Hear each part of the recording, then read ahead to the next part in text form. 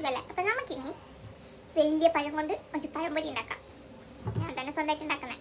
ഞാൻ ആദ്യമായിട്ടല്ല ഒരു പഴംപൊരി ഒറ്റയ്ക്ക് ഉണ്ടാക്കുന്നത്. കമ നമുക്ക് ഒരുമിച്ച് ഉണ്ടാക്കാം.